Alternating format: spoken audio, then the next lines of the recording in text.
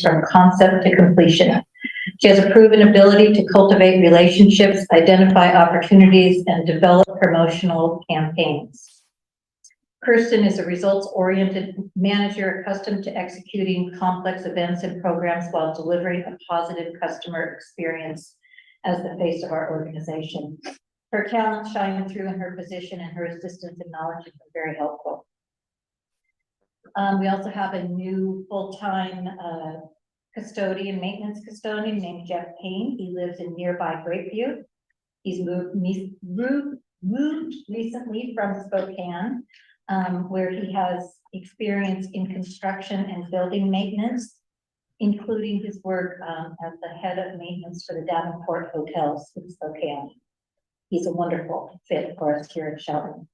And additionally, we have a new part-time person, Renee, is the transition studies part-time program coordinator. She retired from the Washington State Patrol in 2021 after 20 years of service. Her last position with the Washington State Patrol was that of senior level professional information technology systems support specialist for 17 years. Prior to her work with the Washington State Patrol, Renee owned and operated several businesses in Macon County for over 20 years. We're delighted. We still have 3 vacancies here for part-time positions, the library and the testing center, and I forget the computer lab. Yes, thank you. On behalf of the Board of Trustees, I want to welcome you on all the new employees. That is so awesome. And also, welcome and thank you for coming. Yeah, so welcome. And thank you, Alex. And I believe that is all the new employees we have being introduced this evening. Great, thank you, Alex. So while we do not have a study session scheduled for tonight, we do want to take a moment to acknowledge a longtime employee who will be transitioning to retirement. I'll return the floor back over to Alex. Oh, Dave? Yep. So Dave Matthews was our part-time security officer here in Shelton for 20.5 years. We had a recognition ceremony for him earlier. He just celebrated his 80th birthday on July 4th. And his daughter kind of twisted his arm into retirement. And so we were very sad to see him go, but he was delighted to have the recognition earlier today. That is so amazing. Well, thank you, Allison, and congratulations to Dave on his retirement. And we sincerely thank him for all those many years, the 20 plus years. That's amazing. At 80, yeah, wow. That's awesome. I tell you, that kind of speaks to OC. Yes. And people love what we do and they stick around. Mm-hmm. Yeah. So hopefully he'll enjoy his retirement. All right. We have here Board of Trustees. Moving on to the business meeting portion of the agenda. Do any of the trustees have anything to report? No. Okay, great.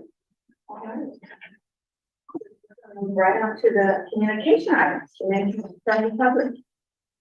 This is the communication from the public on action items really on the agenda. Since there are no action items, there is no communication from the public in that manner. Great, thank you, Adam. All right, in our consent items, approval of the draft minutes for the June 2023 regular Board of Trustees meeting. Do I have a motion?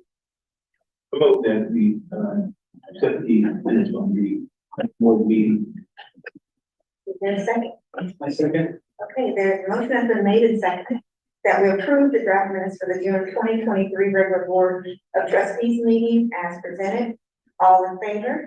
Aye. Any opposed? Any abstentions? Motion carries. All right. Approval of the draft minutes for July 21st, 2023 special Board of Trustee meeting. It was board retreat. So can I get a motion, please? The move that we, the minutes from July 21st, 2023. All right. Is there a second? I'll second. Thank you, Mr. Miller. Okay, a motion has been made and second to approve the draft minutes for July 21st, 2023 special Board of Trustees meeting. All in favor? Aye. Any opposed? Any abstentions? Motion carries. All right, we're gonna move right on to our information items. We have our yearly events calendar for August 2023. All right, so in your packet, you'll see the yearly events calendar. We're still fleshing out the entire academic year. I think most appropriate is September and October. A couple things I wanted to highlight. Faculty are back on contract starting September 1st. And then we have a Labor Day holiday on the 4th.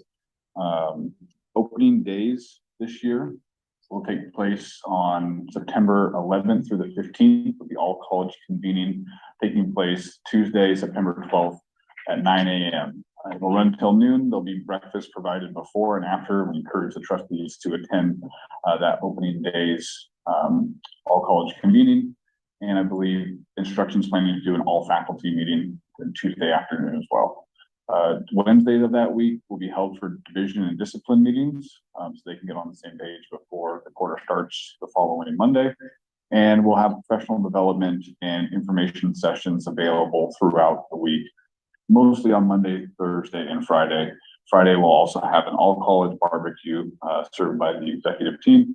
And again, encourage all trustees who can participate to come. One other thing I want to highlight is October is the ACCT Leadership Congress. Instead of being on the East Coast this year, it's in Las Vegas, Nevada. If you're attended and you haven't let me know already, please contact me so we can get you registered and signed up. Any questions? Adam, Yes. what's the correct date for the ACT leadership? It goes from 12/9 to 12/20, 10/9 to 12/23. Oh, it's 10/9 through, I believe, the 12th. Correct. Thank you so much. You're welcome. I'll get that updated for you. Oh, I see it now. I should have put on my glasses. My apologies, Adam. Not a problem. Thank you, Trustee Miller. Thank you, Adam.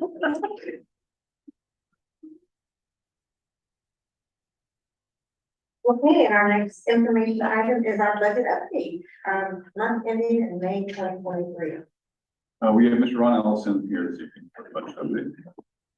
Thank you, Chair Bryant. Good evening, members of the Board of Trustees.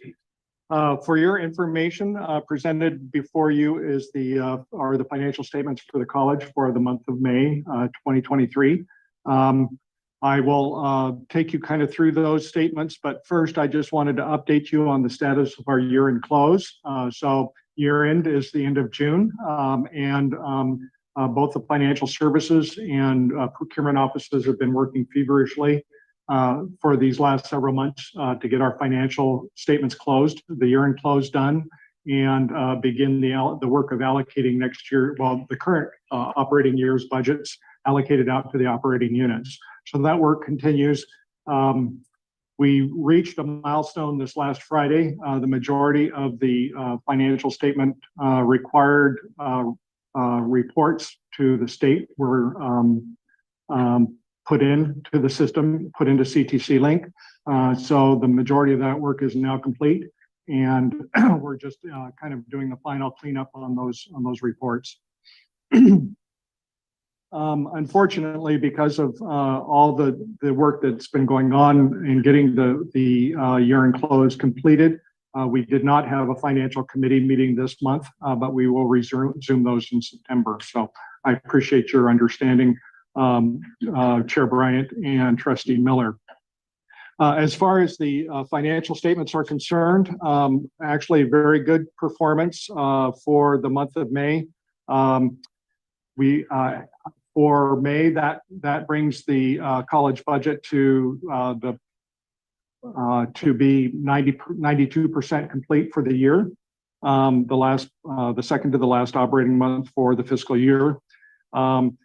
Operating revenue stood at $47,897,850 as of the end of May. That is significantly higher than, I apologize, that is lower than what was projected for the annual budget, but that leaves again, we're at the 11th month in the fiscal year. So we expect that as the faculty pay is booked for the end of the fiscal year, that the state allocation and safe harbor amounts will increase. And so we will meet the target that's there on the for the budget.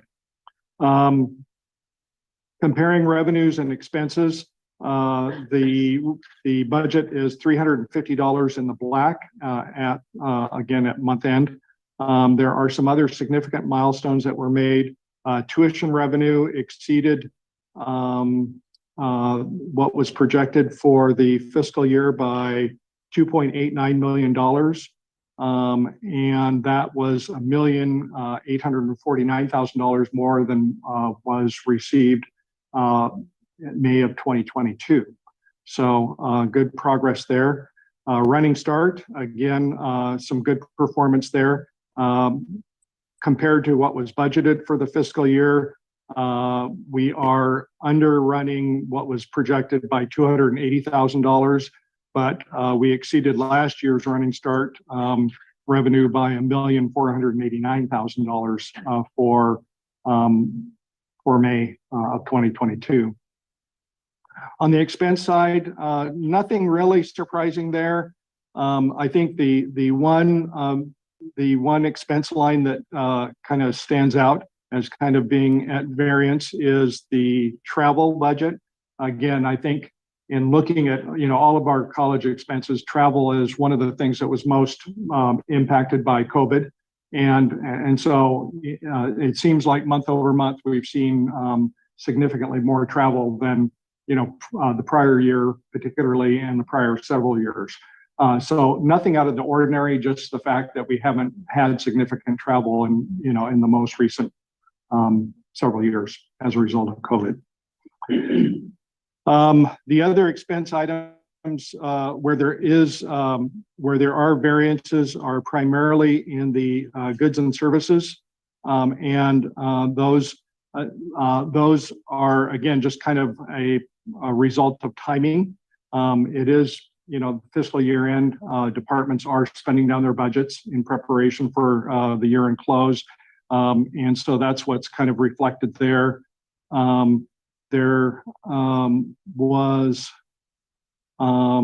Overall there was $1,771,000 in expense. And as I mentioned, when comparing revenues to expense, we barely exceeded expense by $350.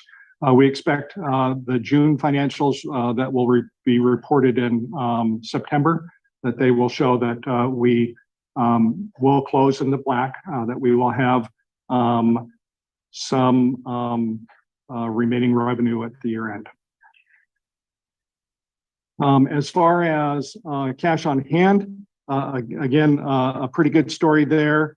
We have reported multiple differences, primarily in timing, which is a recurring item that we've discussed in prior budget committee meetings. The timing, again, the differences in timing are primarily the result of just getting operationalizing CTC Link and getting our reporting times and dates to be consistent from one period to the next.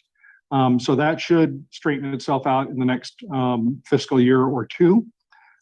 The other thing that you'll note is that a lot of the variances that are being reported are primarily, the result of higher expenses than the month preceding, than the month of April. And again, that's as a result of the year-end close. Overall, the cash balance increased $2,774,000. And so that's exceptionally important and pleasing that that's the position that the college's cash stands at close to the end of the fiscal year.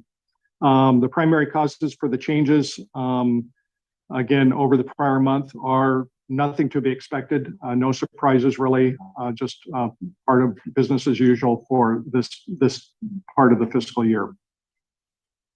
Any questions? No, no, thank you. All right. Thank you. Thank you very, very much. Thank you.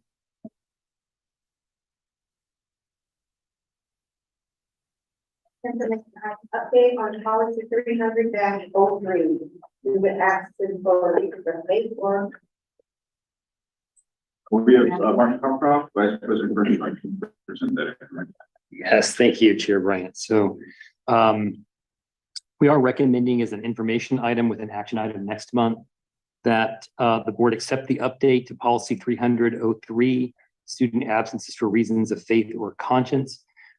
This is a policy that we are required to have, which allows for students to request an absence for a reason of faith or conscience. For example, to celebrate a religious holiday that does not fall on our typical academic calendar of holidays. This policy was adopted by the board along with a procedure in 2017 and updated in 2019. Recently, we've decided to update the procedure again. We don't want to update the policy and believe the policy is good as is. So what we're asking the board to look at is updating the policy such that you're only approving basically the policy and not the procedure, which will allow us to change the procedure as needed. So in this case, for example, the procedure will be implemented by instruction rather than student services, where that procedure has lived for the last 6 years, as long as we've had the policy. My question is that when you update the procedures, will we know that has happened? Or do you just assume because we have the policy? Oh, I'm happy to inform the board about the update to the procedure. Yes. Any discussion or questions from Mark? Trustee Miller, you have any questions? No, thank you. All right, great. Thank you, Mark. You're welcome. And our next one is approval of Bachelor of Applied Sciences degree in Behavioral Health. Yes, thank you. So I don't know if we have Morel Cohen on the call, or she might have been trying to come in person. So I'll just field this for now, and then if she happens to arrive, she can speak to it in more detail. So we have spent the last, more than a year working on a Bachelor of Applied Science degree in Behavioral Health. Morel Cohen, who's currently serving as the Interim Dean of Social Sciences and Humanities, and Grace Jones, who's a faculty member in Human Services, have been the leads on this degree proposal. This is intended to build upon our applied science degrees, associate of applied science degrees in human services. And this will give these students a pathway to a bachelor's degree right here at Olympic College. Their transfer options have been limited by the only available schools that we have. And so we're excited to be able to offer this degree to meet local demand for the degree and also provide progression for students. Oh, and Morel is here now. So I was just speaking about these degrees, but I'd like to allow Morel to speak because she's been so, she's been the lead in this and knows this degree very well. So would you like to talk about the demand for the BAS degree in behavioral health? Yeah. Welcome, by the way. I'm really sorry I'm late. I was in Bremerton and I totally underestimated how long it was going to take me. I forgot it was a 2-lane road, so I apologize. Yeah, sure. Yeah. So talk about that. Yeah. So you may or may not be aware of some legislative changes around shortage of behavioral health care workers in the state of Washington. That was exacerbated by COVID, but it was already a problem before COVID. Ties into the sort of opioid epidemic as well. Oftentimes folks who are in active addiction also have untreated mental health, and there's a whole debate about the chicken and egg, right? What comes first, the mental health problems, then the addiction, or vice versa. So we've had a long-standing problem in our state and many other states around the shortage of these workers. And we've been asked many times to develop a BAS, but in Olympic College, I've always been aware that if we were developing another degree, we wanted that degree to kind of grow and flourish before we started anything else. So a number of things aligned. COVID sort of pushed it really hard. Then the legislature made monies available for high demand, which they included behavioral healthcare workers, which they hadn't previously. It was previously nursing and healthcare fields. So once we were included in that, the first push was an apprenticeship program. And you may or may not be aware that we are the sole educational provider in the state for addiction treatment apprentices. So we are providing all of the training. We're the central hub, and we have students from across the state in our apprenticeship program. So then the apprenticeship consortium also asked, well, is there an end game for these students? So yes, they can get entry-level jobs, but what about well-paying jobs with sort of a career path? So that's where the BAS comes in, right? Those students will, yes, they'll get their entry-level positions with us, as do our in-person students, our traditional students. But what happens beyond that? So if you want to be a clinical supervisor, you have to have a bachelor's degree. And then if you want to be a treatment director, you're going to need a master's degree. So not only have we developed this degree, which we have submitted to the state board for approval, but we are simultaneously articulating with Eastern and University of Washington for students to be accepted in their Master of Social Work program, which is a terminal degree for social workers. Yeah. And we're seeking board, the action item will be next month, seeking board approval for this degree, because for Bachelor's of Applied Science degrees, that level of approval is needed before the board of the State Board for Community and Technical Colleges will approve a new Bachelor's of Applied Science program. Good job.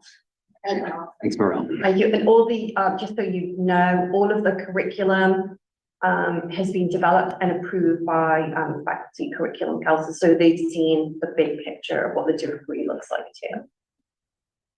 That is awesome. We welcome that. Thank you. Thank you. Thank you. Thank you, Mark. The next information item is the amendment of the administration appointment letter.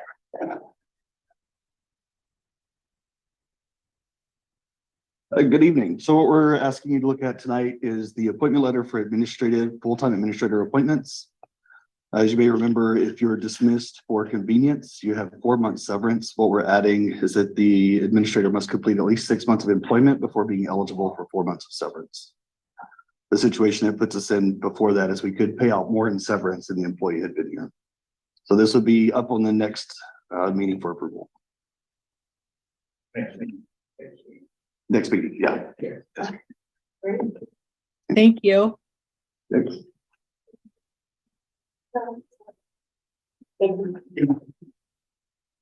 All right, reports to the board. Who's government? Trustee Bryant and other board members, the student government at Olympic College is, while they've been selected, are not fully onboarded. So we won't see a report from them until at least September. Great. Then next we have the Washington Public Employees Association. Chair Bryant, I've been told by Shop Consumer Downer that they do not have a report this evening. Thank you. And the faculty senate report. And the faculty senate has informed me that they have no report this evening as well. Elizabeth Briggs will be back in September to provide their year forward. Thank you. All right, next we have the combined administrative report to the board of trustees. President Collins, do you have anything additional to this report?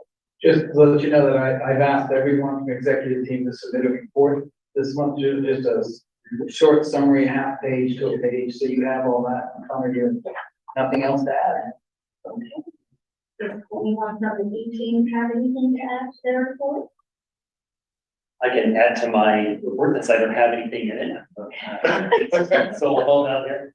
I thought I just mentioned a couple things kind of related to tonight. So one is we are at OC Shelton tonight. And so just a couple of items at OC Shelton. We've been working as a college to increase the number of classes we're offering at Shelton. and to bring back enrollments to this campus. The pandemic was especially hard on everybody, but it's been especially hard on our branch campuses. So it's exciting to see that enrollment coming back. As we've been tracking the enrollment figures, we've seen that right now the current enrollments at Shelton are, I believe, for total FTE is 30% higher right now at the current enrollment date than we were at the end of enrollment last year for fall. So that's really good news for OC Shelton. Paulsbo has experienced similar increases in the number of students at their campuses. So I wanted to make the board aware of that. We're going to continue to try to find that success path for Shelton. And really excited to be here with all of the OC Shelton staff and Director Allison Smith, who are just such an integral part of making that work. The other thing I'll note is that we started a construction trades program in the spring and had to push pause on that, but we are looking to bring that back to serve this local community. And so we're definitely forward about that as we try to bring that program back here on this campus. And then finally, I don't know if Terry wants to talk about this, but because we were just talking about behavioral health, we did get some good news about some funding. I don't know, Terry, do you want to say a little bit about that?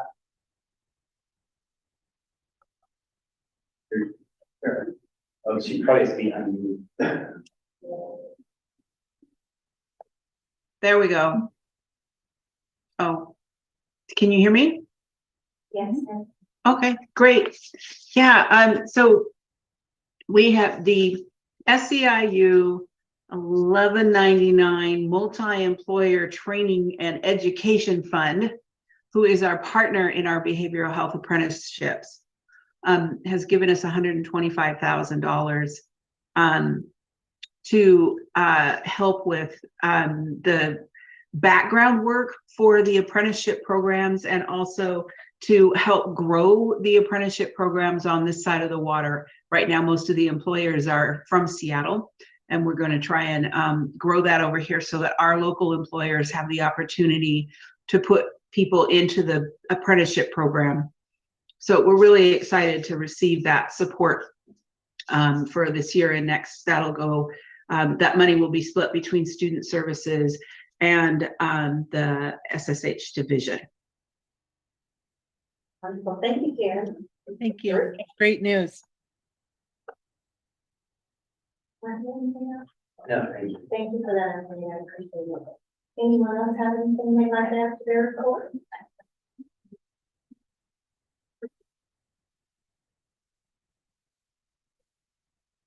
Well, thank you all. Now we're going to adjourn to a brief executive session. The purpose of the executive session is to consult with legal counsel regarding agency enforcement action or actual or potential agency litigation.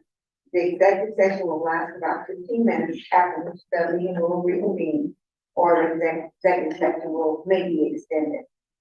We're now Going down the hall. So everyone can stay here. Executive session will take place down the hall of the room. And for trustee Miller and age, we'll go ahead and put you into the breakout rooms. Okay. Okay. I have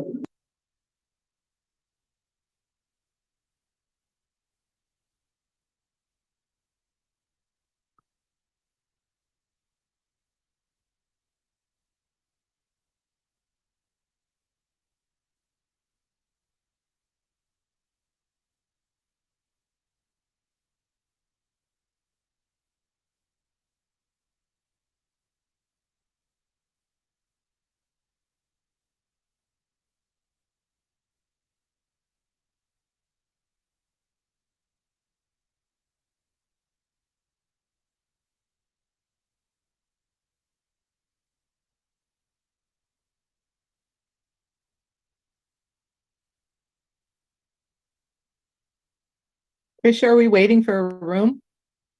Okay.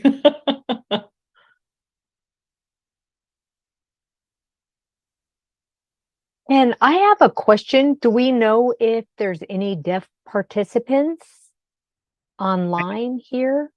I honestly don't know. I just got the invite to the breakout room. Did you get it too?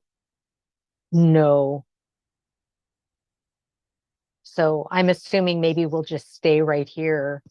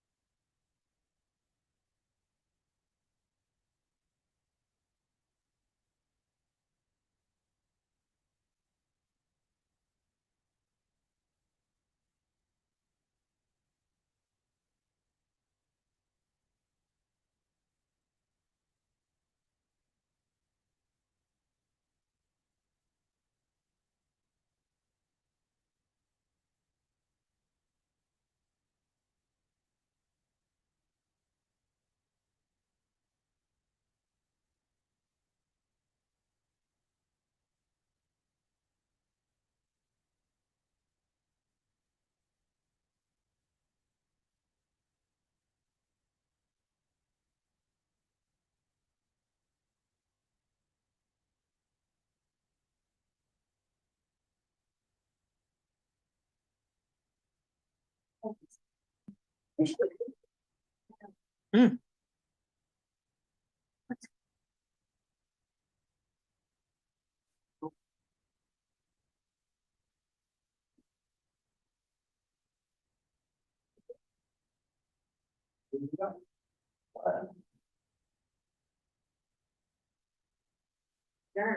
Do we have any additional public comment for this evening? Chair Bryant, yes, we have Deb Montez, by public comment. Okay, great. Do you want me up there extending? I have megaphonic. I've never needed a microphone. Yeah. Hi, good evening. Thanks for letting me speak, Chair, Board, all of the public. I am Deb Montez, WPEA staff rep for the college, Gadsden College, in the Department of West. I just thought it would be opportune time, while the summertime is usually, obviously people are on breaks on summer, faculty are off and those kinds of things. Our classified staff are working through the entire time. So they don't really see a cyclic kind of situation other than maybe you can get some of their elite programs done during this time. What our concerns are coming forward, and we'll be bringing more itemized reports to you in this next year, is the major concern with the leadership in Olympic College. There is major inconsistency. There have been people that have come and gone, and the answer and solution that the college has used in the past is to just upgrade temporarily classified staff into those leadership positions, directors, those kinds of things. That's problematic to the union. We are concerned that they keep hiring folks that aren't qualified or able to do the job that they're supposed to do, and our classified staff are continually picking up those reins across the campuses. So I just want to let you know, put you on notice that we will be itemizing these things every month. We are trying to do that through our LMCCs, our labor management meetings monthly. We are not being heard, or if we are being heard, we're being completely disregarded. So I'm just giving you guys a heads up that it is going to be fairly more formal this year, and expect to see more action from the union in a formal sense. Thank you. Thank you. Thank you, Deb. Any items for the good of the order? Do the trustees have anything? Trustee Miller, do you have anything? for the good No. of the order? Thank you. Here, another item, this meeting is adjourned. Thank you, guys, and thank you, O.C. Shelton. Thank you.